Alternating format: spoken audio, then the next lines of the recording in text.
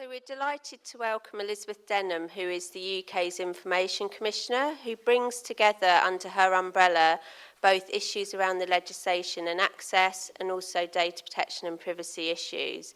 Elizabeth is our visiting professor here within our department, and this is a project which she's taken a particular interest with and engaged with as one of our department's most exciting projects, where we hope there will be significant change. She's only able to come for a short time now. She's going to answer a few questions. We are going to keep engaging with Elizabeth as we take forward some of the outcomes of this work. So there will be an ongoing dialogue after today. But I'm delighted to introduce Elizabeth to the stage.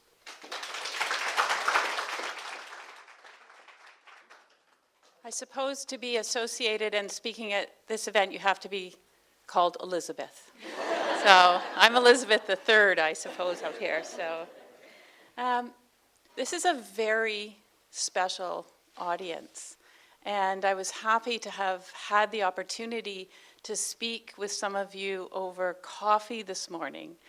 And I have to say that I was really moved by some of the stories that I heard from John and Gina about how important the issue of record keeping, access, and memory is to this audience. So I don't usually, if I run around speaking to business audiences and speaking about online platforms, I usually don't start my day in such an emotional way. So thank you. I'm also thinking that this discussion actually takes me back to the early 1980s when I was working in British Columbia, and I was responsible to assist in the archiving of records of residential schools in Canada. So these were schools from the 1920s in operation to the late 1960s, where First Nations children were forced away from their home and grew up in these residential schools. So archiving the records of these individuals and making them accessible at a time before there were privacy laws with legislated right of access was a very tough task and a very important one. And some of those records from church institutions and from state institutions found their way into the inquiry a couple of years ago in Canada into residential schools. So I really feel like I've been somehow connected with this issue for many decades. Plus I'm Elizabeth, so I get to speak at this event. Yeah. But I wanted to start actually with a story from my childhood. And that, again, takes me into the zone of our discussions over coffee. I was actually a pretty nerdy kid. And I was a lot happier being in my room, reading. I didn't necessarily want to go running around with my friends on their bikes and exploring everything. And I definitely didn't want to be in any organized sport or activity that would put me on the stage. So I was not a ballet dancer, as many of my friends were. But when I was 10 or 11, a teacher took an interest in me, and she convinced me that I should try out for a part in the play Julius Caesar. And I ended up playing Calpurnia, Caesar's wife, learning Shakespearean lines and all the rest of it. I was terrified. And it was only a small part, but getting ready for being on stage was a very big deal for me. I was thinking about being on stage in that theater with all of those people watching me, and it was a very big deal. So I worked really hard at it. My mother coached me. I learned my lines, and I built up my confidence. And when the day came, I went on stage, and I remember feeling really happy when it was over. But when I was done, I knew that I actually had built some confidence and I got through my nerves. And I suppose one of the reasons that this story comes back to me today is that even though it was many, many decades ago, it feels like it shaped part of who I am today. So I'm standing in front of you, standing in front of the audience today, making presentations, making speeches is a big part of the role that I have as the Information Commissioner.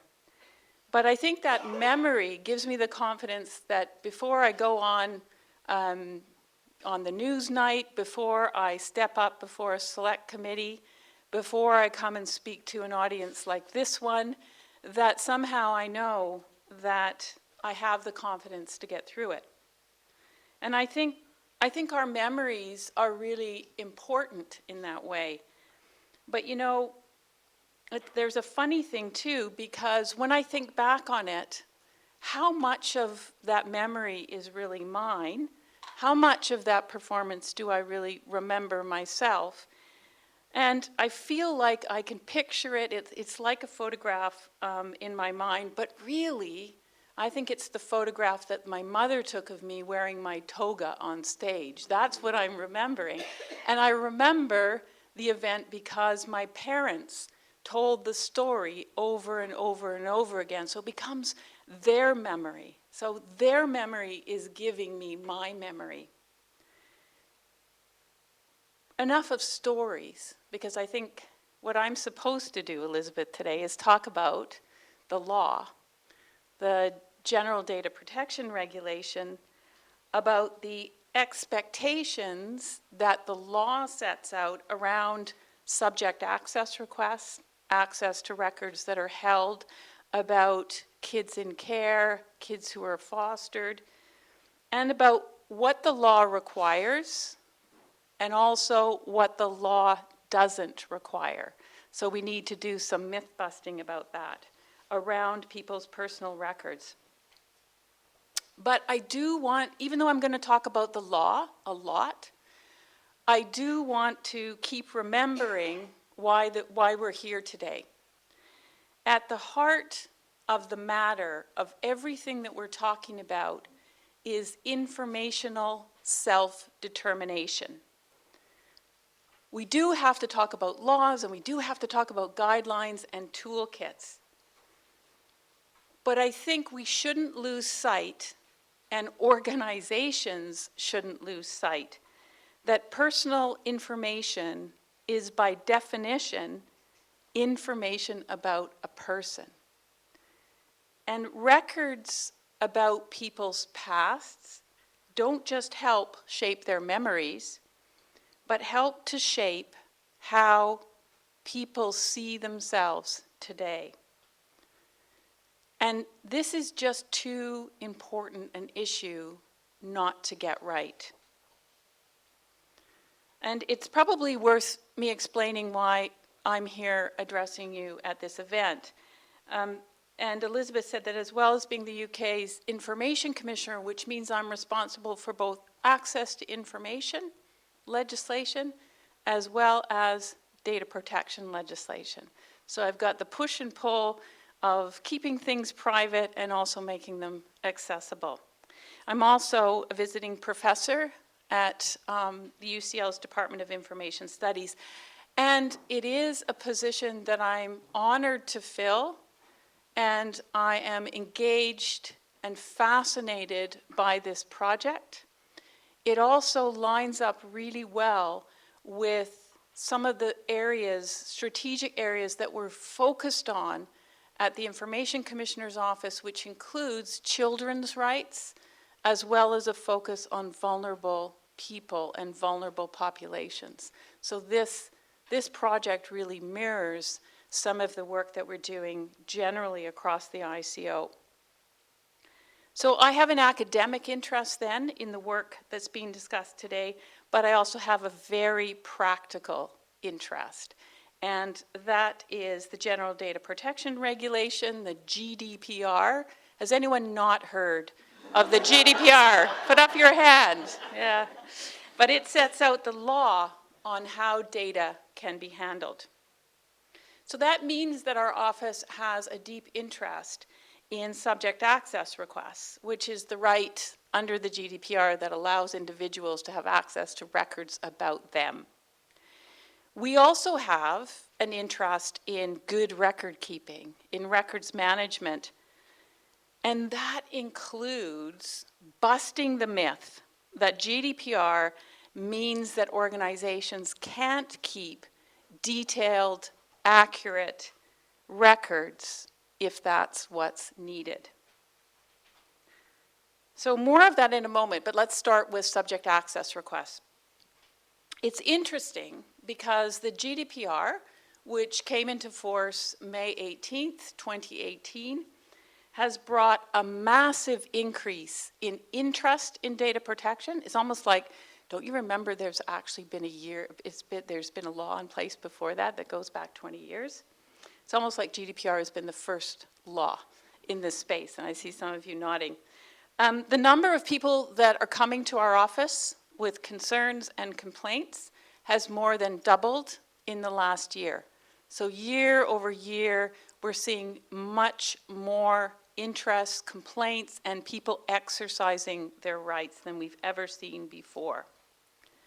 The fines and the sanctions that we can issue are way, way higher. And you may have read in the papers last week that we have issued our notice of intent to fine a couple of companies for cyber breaches, in one case in the hundreds of millions of pounds. So the investigations that we're involved in are more technical than they've ever been before. They're more complicated than they've ever been before. And yet, the area where we still get the highest number of complaints, more than a third of our complaints, are about people's fundamental right to access their own personal information.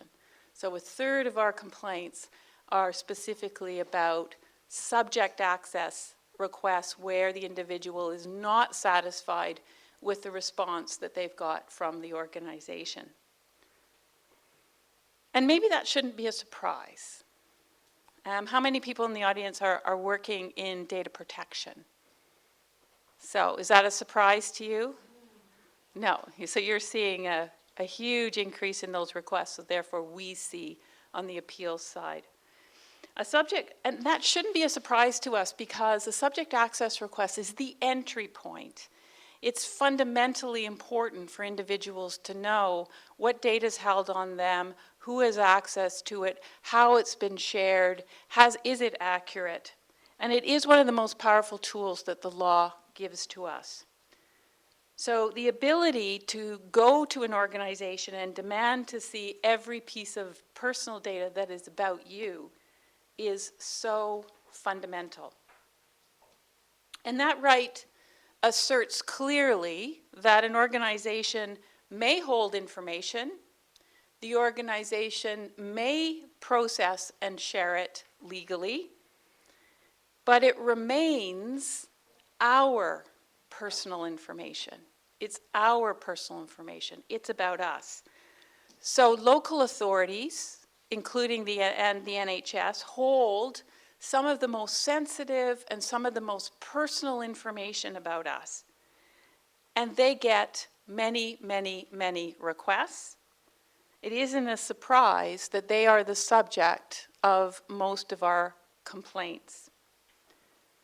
If a local authority isn't able to handle subject access requests in the proper time, then the first step we do is talk to them about how they can improve. We'll point them to guidance on the website, and we'll look at the action that we might take in order for them to improve their documentation, the release of the data, and the timeliness in which they respond to individuals. We're currently talking to a number of London Borough Councils about their performance. And earlier this year, we issued the Lewisham Council with an enforcement notice requiring them to deal promptly with the backlog of subject access requests, many of which are related to their work with children and young people. So I'm not telling you something that you don't already know when I say that some local authorities do a very good job in responding to subject access requests. Some are okay, and others need an enforcement notice to get them to improve. And we know that among those who need to improve, often what's lacking it's not a lack of commitment in frontline staff to help people.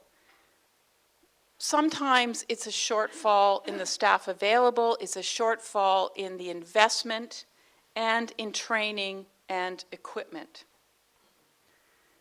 So, crucially, time and time again, we see good information management professionals in the SAR handling team being held back by poor records management systems across the organization. And as a regulator, one of the phrases I detest hearing from organizations is, those records, we're not sure. Is your data cataloged? We're not sure. Is someone assigned responsibility for all of the categories of data that you hold? We're not sure. Are you complying with the law? Well, the answer to that isn't we're not sure. It's a straightforward no. If an organization doesn't know the records that they hold, if they don't know the data that they hold, it can't properly deal with data requests, it can't properly deal with data breaches, or they can't deal with freedom of information requests. And it can't respond properly to the types of requests that we are discussing here today, which matter so much to people. What's new in the GDPR that I get really nerdy and excited about is the accountability provision. And that actually requires a comprehensive management of data and information that puts people at the center of systems. Organizations have to take a comprehensive view of the risks that they're creating for people and take steps to mitigate those risks. And we can enforce against the accountability principles. So, what does that mean?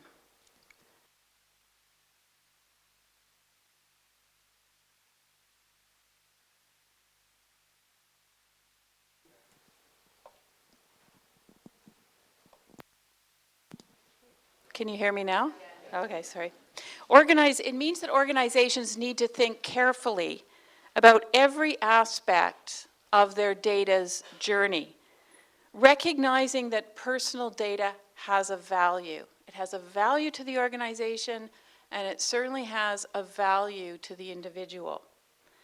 And if the organization can't demonstrate that proper care has been taken, then my office can respond with sanctions. So GDPR isn't about data protection box ticking, but it is about proper consideration of the impact that the organization has on the processing of people's data. And when that impact is as enormous to people as the cases that we're talking about today, then the amount of thought and consideration that we can expect from organizations around how that information is stored and retained and made accessible should be equally significant. And I want to talk briefly now about record keeping itself. And I know that some of the cases that MIRRA has found, the records that some of you have tried to get access to, those records have been incomplete. Incomplete from a data perspective, incomplete from a personal perspective, and that is not good enough.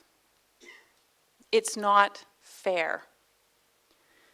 But what I'm talking about here is the records that are being created now for the care leavers of tomorrow. So what can be learned from your experiences, positive and negative, to improve their experiences? How do we make the future better? How do we ensure that the record systems that are designed today have access by design at their core? How do we make sure that the way that records are documented about children in care, how do we make sure that those records are documented with sensitivity and with an eye on the future to know how important those records are to create the memory and the understanding of the individual when they come back to look at them?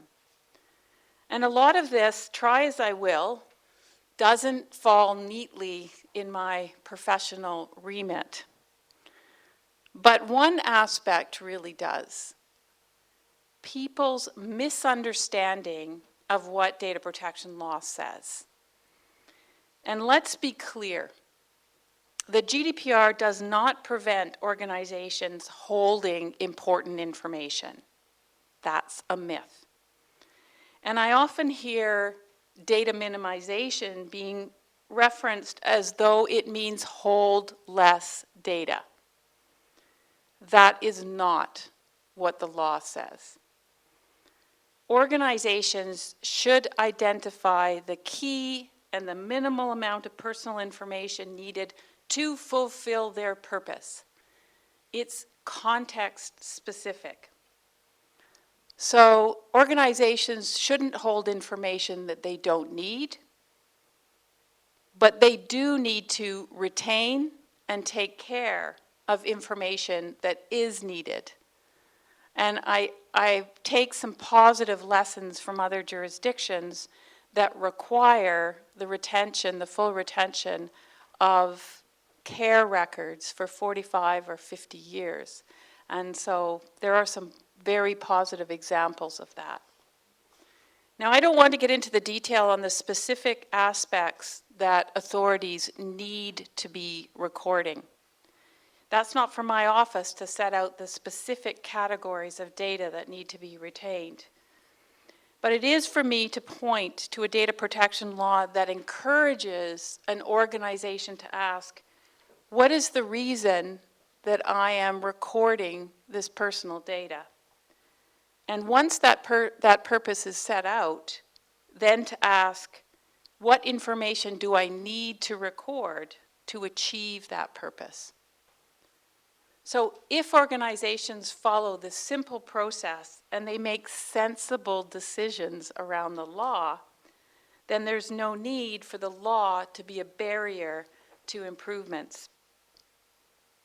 Nor should the law be seen as a distraction or an additional burden. So a comment MIRRA researchers heard was, record keeping is a distraction from my real job. And that's something, unfortunately, that I've heard throughout my career. But could you imagine a law enforcement officer saying that record keeping is keeping me from my real job? So frankly, it's nonsense. And given the accountability aspect of the GDPR that I explained earlier, it's now a nonsense that could leave an organization open to significant enforcement action. Now, I should disclose a personal interest here, because my professional background is in archiving, so I'm pretty passionate about record keeping. And I appreciate, although in this audience, maybe that is kind of a cool thing to say, but that's the situation. And I graduated with a master's degree in archival and information studies at the University of British Columbia.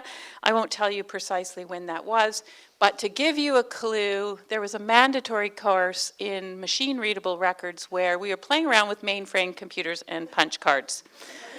And I worked in local government archives for over a decade. I mentioned the work that we were doing to archive the records of residential school survivors.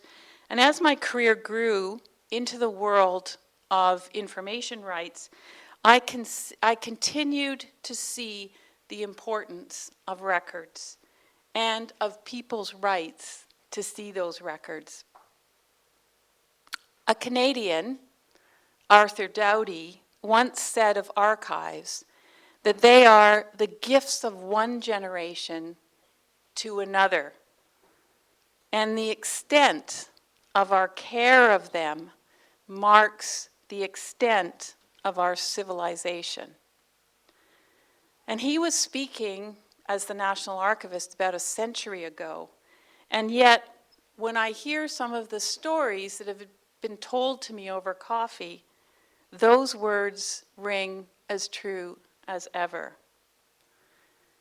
So the extent of our care of records, how we shape those records in the first place, the language that we use, how we maintain them so that they remain accessible and fit for purpose, and how we ensure sensible, ethical access to them today and in the future, I think marks how far we can consider ourselves a modern and a caring society.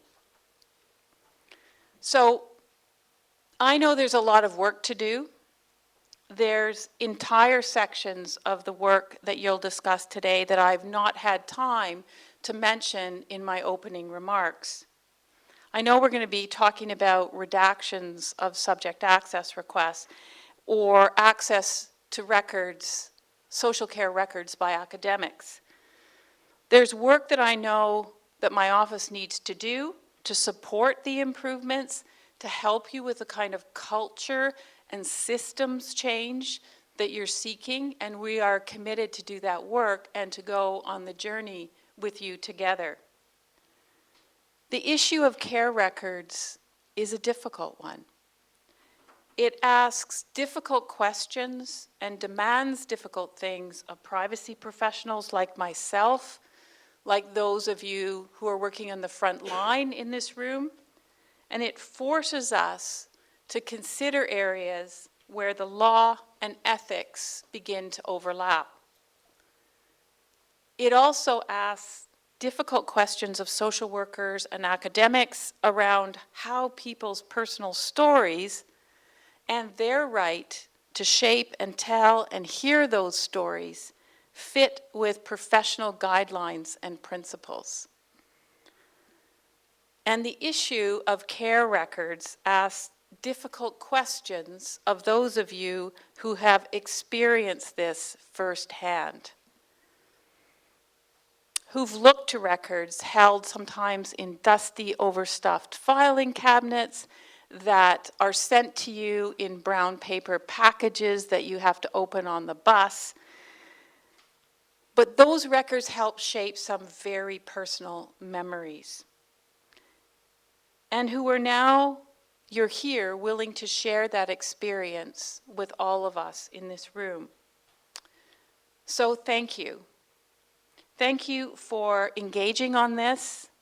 Thank you for continuing to involve my office in this important work. And thank you for inviting me to open this event. Thank you.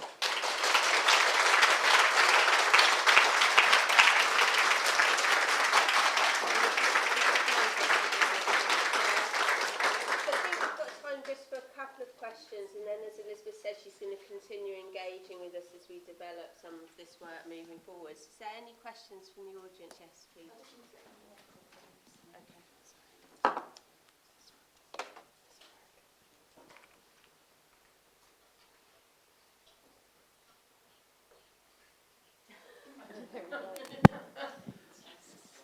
And if you can just say who you are and your context. My name's Peter Gaarsland. I'm from Simpson Miller Solicitors. I'm a member of the Access to Care Records group. We held a lot of round tables with Access to Records individuals, and the message that came across was that they were quite anxious that they would get it wrong and be prosecuted. That led to over-defensive attitudes to record keeping. I proposed a legal solution to that, which I'll just won't mention for the minute, but we were asking for, and everybody was asking for, examples and guidance from the ICO as to how they should exercise the discretion, because there was an anxiety and great debate about how it should be exercised in the roundtables that we held. Great debate as to what was right and what was wrong. Victoria Chetinkaya attended a lot of our meetings, and we encouraged her to go back to the ICO and publish this guidance for local authorities. So I'm asking you, as the person in charge, as to whether there's any chance that you could publish some guidance, maybe in consultation with us, so that people have some idea as to how to exercise the discretion, because I think it is a really big issue. Thanks for that question, and I'm pleased that Vicky attended and was part of your roundtable. So we are working on some refreshed guidance on subject access requests, but I think what you're asking for is specific, context-specific guidance on access to social care records. Is that right? So some case studies, perhaps, that could help. I'll take that back, and it's a good addition to our subject access request guidance. So, and I'm sure you have some of these tricky, complex case studies that will help. But the other thing I want to point out is we haven't taken enforcement action against individual organizations for exercising their discretion in subject access requests. We have taken enforcement action on a more global a global level against organizations that failed to meet legislative timelines. We tried to reassure everybody that that was the case, but there was still anxiety. Right. We'll see what we can do to quash that anxiety. And just one question from the front. Sorry? Yeah, Oh, Lindsay, sorry. Yeah, this may not be high on your agenda, but basically I accessed my records and I only wanted copies of the good bits as I saw it at that time. I now regret that decision and wish I had have got the whole lot. In order to do that, I'd have to go through the whole process again, which I quite frankly can't be bothered to do because it'd be too traumatic. And I feel if you've accessed some ones, I should be able to just go back and say, you know, why can't I just have the lot now? But I would not be able to do that, I assume. Is there any chance that that can be changed in the future? I think that's putting a lot of pressure on an organization, because for an access request like that, they have to go through the records to look for possible third-party documentation that may not be disclosable. So I'm sorry that it's a long process, but you do have a legal right of access to go back and ask for the records. I also believe that the accountability provisions in the GDPR that I spoke about in my remarks require some sensitivity around the delivery of some of those files. And, you know, an intervention for someone to help explain and go through the files is something that's probably worth asking for, rather than saying, I don't want to see the nasty bits, I only want to see the good bits of the file. So I think there needs to be a more facilitated, ethical review with a social worker or somebody else to explain the context of the records. I think we're going to have to do a close because you've got to make a move.